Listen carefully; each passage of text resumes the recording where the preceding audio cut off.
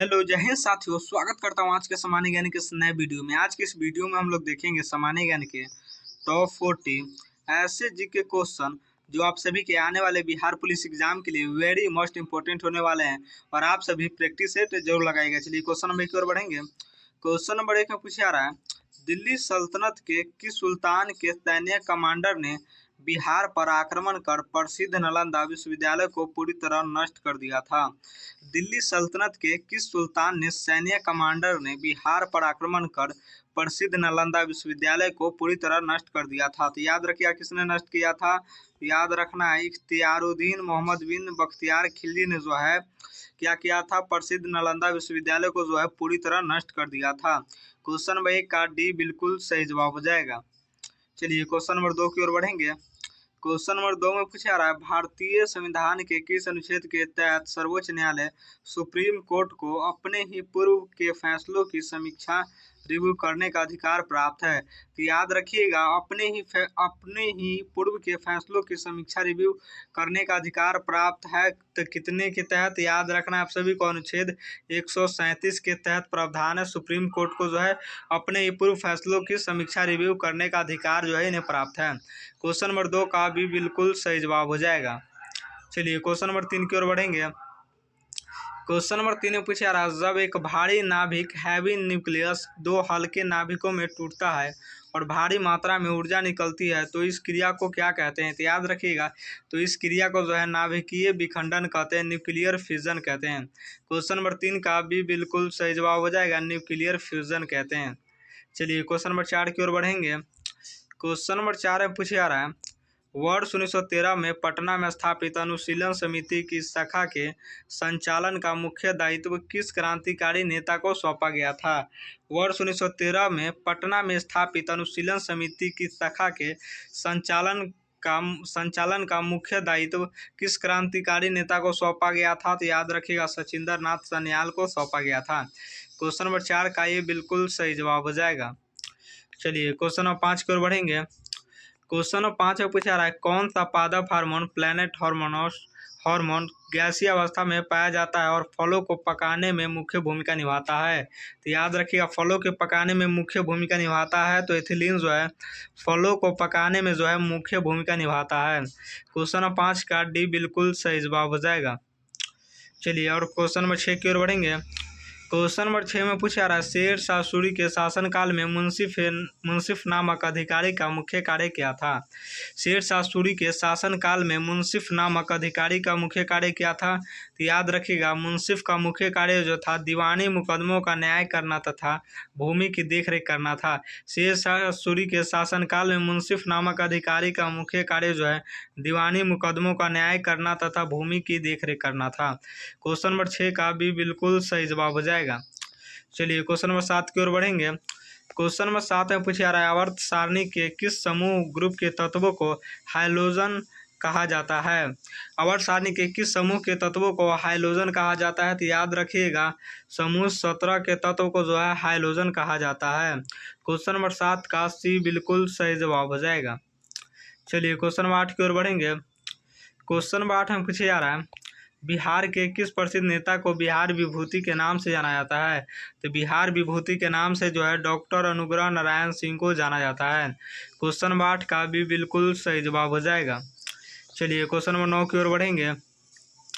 Question number 9 में पूछा जा रहा है, यदि लिफ्ट ऊपर की ओर समान त्वरण एसिलेरेशन से जा रही हो तो व्यक्ति के भार पर क्या प्रभाव पड़ेगा। यदि लिफ्ट ऊपर की ओर समान त्वरण एसिलेरेशन से जा रही हो तो व्यक्ति के भार पर क्या प्रभाव पड़ेगा। तो याद रखिएगा, समान त्वरण एसिलेरेशन से जा रही हो तो क्या प्रभाव पड़ेगा। तो याद रखना है, भार जो है बढ़ जाएगा। क्वेश्चन नंबर 9 का भी बिल्कुल सही जवाब हो जाएगा। चलिए क्वेश्चन नंबर 10 की ओर बढ़ेंगे। क्वेश्चन नंबर 10 में पूछा जा रहा है, मानव शरीर की सबसे छोटी हड्डी स्टेपिस कहाँ पाई जाती है। तो याद रखिएगा, मानव शरीर की सबसे छोटी हड्डी स्टेपिस जो है कहाँ पाई जाती है। तो याद रखना है, कान में पाई जाती है। क्वेश्चन नंबर 10 का सी बिल्कुल सही जवाब हो जाएगा। चलिए क्वेश्चन नंबर 11 की ओर बढ़ेंगे। क्वेश्चन नंबर 11 में पूछा रहा है, मौर्य साम्राज्य के पतन के बाद मगध पर किस राजवंश ने शासन किया और ब्राह्मण साम्राज्य की स्थापना की थी। ब्राह्मण साम्राज्य की स्थापना की। मौर्य साम्राज्य के पतन के बाद मगध पर किस राजवंश ने शासक किया और ब्राह्मण साम्राज्य की स्थापना की थी। याद रखिएगा, शासन किसने किया था, तो आपको याद रखना है शुंग राजवंश ने किया था। क्वेश्चन नंबर 11 का भी बिल्कुल सही जवाब हो जाएगा। चलिए क्वेश्चन नंबर 12 की ओर बढ़ेंगे। क्वेश्चन नंबर 12 में पूछा रहा है, भारतीय संविधान के किस अनुच्छेद के तहत वित्तीय आपातकाल फाइनेंशियल इमरजेंसी का प्रावधान है। भारतीय संविधान के किस अनुच्छेद के तहत वित्तीय आपातकाल फाइनेंशियल इमरजेंसी का प्रावधान है। तो याद रखिएगा, फाइनेंशियल इमरजेंसी का प्रावधान है अनुच्छेद 360 के तहत प्रावधान है। क्वेश्चन नंबर 12 का सी बिल्कुल सही जवाब हो जाएगा। चलिए क्वेश्चन नंबर 13 की ओर बढ़ेंगे। क्वेश्चन नंबर 13 में पूछा रहा है, किस धातु को रणनीतिक धातु स्ट्रैटेजिक मेटल कहा जाता है, क्योंकि इसका उपयोग रक्षा और अंतरिक्ष उद्योगों में व्यापक रूप से होता है। किस धातु को रणनीतिक धातु स्ट्रैटेजिक मेटल कहा जाता है, क्योंकि इसका उपयोग रक्षा और अंतरिक्ष उद्योगों में व्यापक रूप से होता है। तो याद रखिएगा, टाइटेनियम को जो है स्ट्रैटेजिक मेटल कहा जाता है। इसका उपयोग रक्षा और अंतरिक्ष उद्योगों के व्यापक रूप में होता है। क्वेश्चन नंबर 13 का ये बिल्कुल सही जवाब हो जाएगा। चलिए क्वेश्चन नंबर 14 की ओर बढ़ेंगे। क्वेश्चन नंबर 14 में पूछा रहा है, 1942 के भारत छोड़ो आंदोलन के दौरान जयप्रकाश नारायण के साथ हजारीबाग जेल से भागकर नेपाल के हनुमान नगर में आज़ाद दास्ता बनाने वालों में से कौन शामिल थे। तो याद रखना है, 1942 के भारत छोड़ो आंदोलन के दौरान जयप्रकाश नारायण के साथ हजारीबाग जेल से भागकर नेपाल के हनुमान नगर में आज़ाद दास्ता बनाने वालों में कौन शामिल थे। तो याद रखना है, कार्तिक प्रसाद और श्याम नंदन सिंह शामिल थे। क्वेश्चन नंबर 14 का भी बिल्कुल सही जवाब हो जाएगा। चलिए क्वेश्चन नंबर 15 की ओर बढ़ेंगे। क्वेश्चन नंबर 15 में पूछा रहा है, इंसुलिन हार्मोन का निर्माण अग्नाशय की किन कोशिकाओं द्वारा होता है। इंसुलिन हार्मोन का निर्माण अग्नाशय की किन कोशिकाओं द्वारा होता है। तो याद रखना है, बीटा कोशिकाओं द्वारा होता है। इंसुलिन हार्मोन का निर्माण जो है बीटा कोशिकाओं द्वारा होता है। क्वेश्चन नंबर 15 का भी बिल्कुल सही जवाब हो जाएगा। चलिए क्वेश्चन नंबर 16 की ओर बढ़ेंगे। क्वेश्चन नंबर 16 में पूछा रहा है, सूफी संत मखदूम शरफुद्दीन यहाँ मनेरी का मकबरा बिहार के किस शहर में स्थित है। तो याद रखिएगा, शरफुद्दीन यहाँ मनेरी का मकबरा जो है कहाँ स्थित है। तो याद रखना, बिहार शरीफ में स्थित है। क्वेश्चन नंबर 16 का भी बिल्कुल सही जवाब हो जाएगा। चलिए क्वेश्चन नंबर 17 की ओर बढ़ेंगे। क्वेश्चन नंबर 17 में पूछा रहा है, ब्लीचिंग पाउडर का सही रासायनिक सूत्र क्या है। याद रखिएगा, ब्लीचिंग पाउडर का सही रासायनिक सूत्र जो है क्या है, याद रखेंगे CaOCl2 है। क्वेश्चन नंबर 17 का भी बिल्कुल सही जवाब हो जाएगा। चलिए क्वेश्चन नंबर 18 की ओर बढ़ेंगे। क्वेश्चन नंबर 18 में पूछा रहा है, वर्ष 1920 में बिहार प्रांतीय राजनीतिक सम्मेलन का ऐतिहासिक अधिवेशन कहाँ हुआ था। वर्ष 1920 में बिहार प्रांतीय राजनीतिक सम्मेलन का ऐतिहासिक अधिवेशन जो है कहाँ हुआ था। तो याद रखेंगे, भागलपुर में हुआ था। क्वेश्चन नंबर 18 का ये बिल्कुल सही जवाब हो जाएगा। चलिए क्वेश्चन नंबर 19 की ओर बढ़ेंगे। क्वेश्चन नंबर 19 में पूछा रहा है, जब प्रकाश सघन माध्यम से विरल माध्यम में प्रवेश करता है तो क्या होता है। जब प्रकाश सघन माध्यम से विरल माध्यम में प्रवेश करता है तो क्या होता है, तो वेग जो है बढ़ जाता है और अविलंब से दूर हटता है। क्वेश्चन नंबर 19 का भी बिल्कुल सही जवाब हो जाएगा। चलिए क्वेश्चन नंबर 20 की ओर बढ़ेंगे। क्वेश्चन नंबर 20 में पूछा रहा है, मास्टर ग्रंथि कहीं जाने वाली पीयूष ग्रंथि पिट्यूटरी ग्लैंड मस्तिष्क के किस भाग के ठीक नीचे स्थित होती है। तो याद रखिएगा, मस्तिष्क के किस भाग के ठीक नीचे स्थित होती है। तो याद रखना, हाइपोथैलेमस को जो है नीचे स्थित होती है। क्वेश्चन नंबर 20 का भी बिल्कुल सही जवाब हो जाएगा। किस भाग के नीचे स्थित होती है, तो हाइपोथैलेमस के नीचे स्थित होती है। चलिए क्वेश्चन नंबर 21 की ओर बढ़ेंगे। क्वेश्चन नंबर 21 में पूछे जा रहा है, बिहार के किस प्राचीन स्थल से पाला पीरियड की प्रसिद्ध कांस्य मूर्तियाँ ब्रोंज इमेजेस भारी मात्रा में प्राप्त हुई है।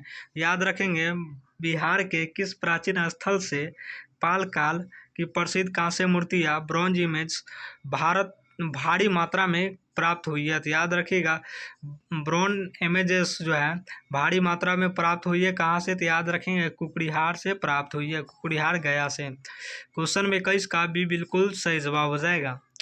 चलिए क्वेश्चन नंबर 22 की ओर बढ़ेंगे।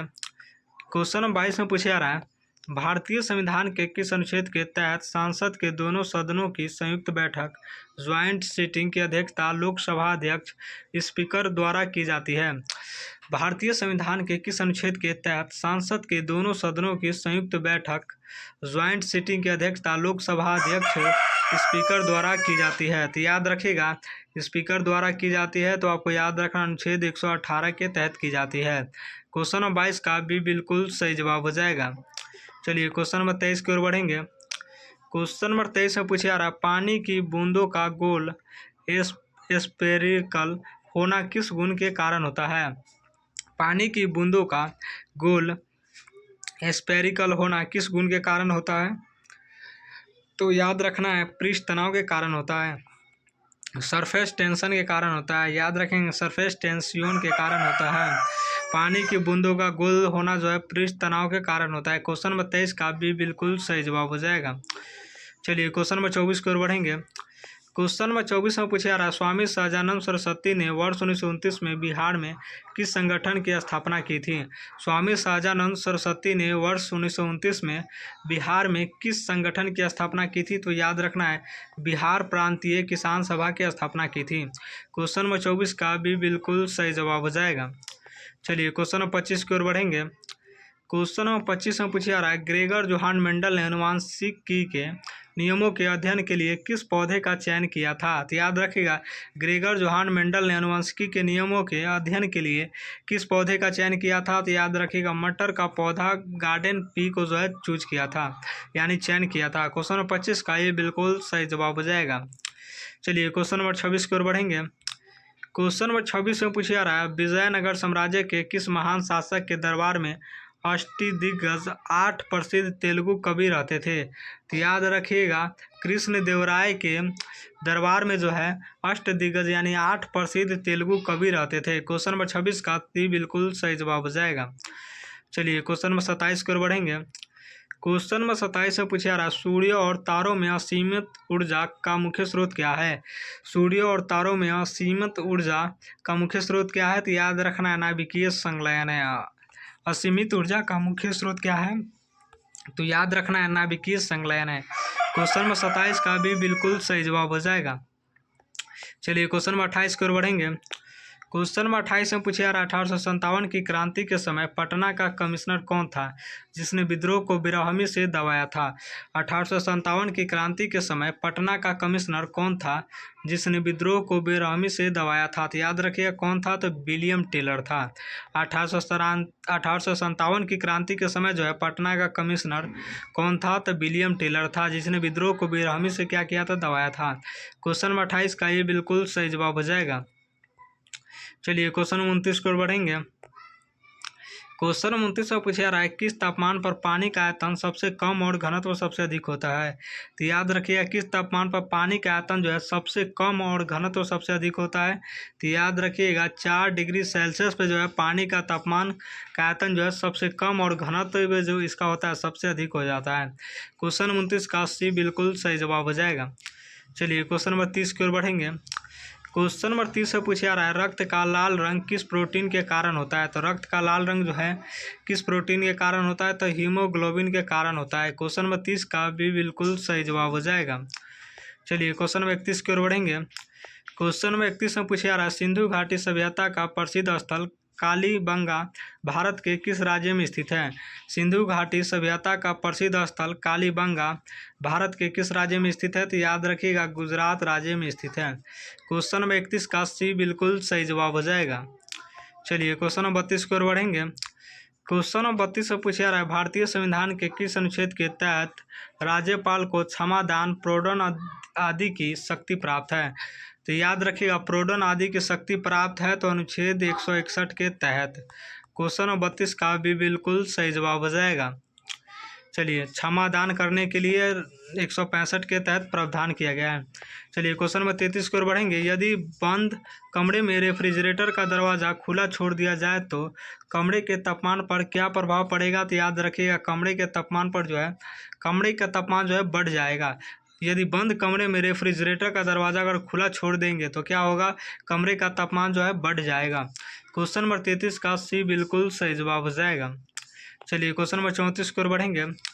क्वेश्चन नंबर 34 से पूछा जा रहा है, वर्ष 1912 में बिहार को बंगाल से अलग कर नया प्रांत बनाने में किस नेता की महत्वपूर्ण भूमिका मानी जाती है। तो याद रखिएगा, बिहार को बंगाल बनाने में किस नेता की महत्वपूर्ण भूमिका मानी जाती है। तो याद रखिएगा, डॉक्टर सच्चिदानंद सिन्हा की जो है बहुत बड़ी भूमिका मानी जाती है बिहार को बंगाल से अलग नया प्रांत बनाने में। यह कब किया गया था? तो 1912 में। क्वेश्चन नंबर 34 का ये बिल्कुल सही जवाब हो जाएगा। चलिए क्वेश्चन नंबर 35 की ओर बढ़ेंगे। क्वेश्चन नंबर 35 से पूछा जा रहा है, टेंडन कंडारा का मुख्य कार्य क्या है। तो टेंडन कंडारा का मुख्य कार्य जो है मांसपेशी को हड्डी से जोड़ना होता है। क्वेश्चन नंबर 35 का भी बिल्कुल सही जवाब हो जाएगा। चलिए क्वेश्चन नंबर 36 की ओर बढ़ेंगे। क्वेश्चन नंबर 36 से पूछा जा रहा है, शिवाजी के अष्टप्रधान मंडल में विदेशी मामलों का मंत्री किसे कहा जाता था। शिवाजी के प्रधान मंडल में विदेशी मामलों का मंत्री किसे कहा जाता था। तो याद रखिएगा, सुमंत याद दरबार को कहा जाता था, सुमंत याद दबीर को कहा जाता था। शिवाजी के अष्टप्रधान मंडल में विदेशी मामलों का मंत्री जो है सुमंत याद दबीर को कहा जाता था। क्वेश्चन नंबर 36 का सी बिल्कुल सही जवाब हो जाएगा। चलिए क्वेश्चन नंबर 37 की ओर बढ़ेंगे। क्वेश्चन नंबर 37 से पूछा जा रहा है, 1984 की भोपाल गैस त्रासदी किस गैस के रिसाव के कारण हुई थी। तो याद रखिएगा, मिथाइल आइसोसाइनाइड के कारण हुई थी। क्वेश्चन नंबर 37 का ये बिल्कुल सही जवाब हो जाएगा। चलिए क्वेश्चन नंबर 38 की ओर बढ़ेंगे। क्वेश्चन नंबर 38 से पूछा जा रहा है, वर्ष 1946 की अंतरिम सरकार में बाबू जगजीवन राम को कौन सा मंत्रालय सौंपा गया था। तो याद रखिएगा, बाबू जगजीवन राम को कौन सा मंत्रालय सौंपा गया था। तो याद रखिएगा, श्रम मंत्रालय, लेबर मिनिस्ट्री को सौंपा गया था। क्वेश्चन नंबर 38 का भी बिल्कुल सही जवाब हो जाएगा। चलिए क्वेश्चन नंबर 39 की ओर बढ़ेंगे। क्वेश्चन नंबर 39 से पूछा जा रहा है, ध्वनि तरंगे किस प्रकार की तरंगे का उदाहरण है। तो ध्वनि तरंगे जो है किस प्रकार के तरंगों का उदाहरण है। तो अनुदैर्ध्य यांत्रिक तरंगे, लॉन्गिट्यूडिनल मैकेनिकल वेव्स का जो है उदाहरण है। ध्वनि तरंगे किस प्रकार की तरंगों का उदाहरण है। तो अनुदैर्ध्य यांत्रिक तरंगे का उदाहरण है। क्वेश्चन 39 का भी बिल्कुल सही जवाब हो जाएगा। चलिए क्वेश्चन नंबर 40 की ओर बढ़ेंगे। क्वेश्चन नंबर 40 से पूछा जा रहा है, स्तनधारियों में फेफड़ों के नीचे स्थित वह अंग कौन सा है जो श्वसन में सबसे महत्वपूर्ण भूमिका निभाता है। स्तनधारियों में फेफड़े के नीचे स्थित वह अंग कौन सा है जो श्वसन में सबसे महत्वपूर्ण भूमिका निभाता है। तो याद रखिएगा, डायफ्राम जो है सबसे अधिक भूमिका निभाता है। स्तनधारियों के फेफड़े में के नीचे स्थित वह अंग कौन सा है जो श्वसन की में सबसे महत्वपूर्ण भूमिका निभाता है। तो डायफ्राम जो है श्वसन में सबसे अधिक भूमिका निभाता है। क्वेश्चन नंबर 40 का ये बिल्कुल सही जवाब हो जाएगा। और 40 में से आप सभी का कितना सही हुआ कमेंट जरूर कीजिएगा।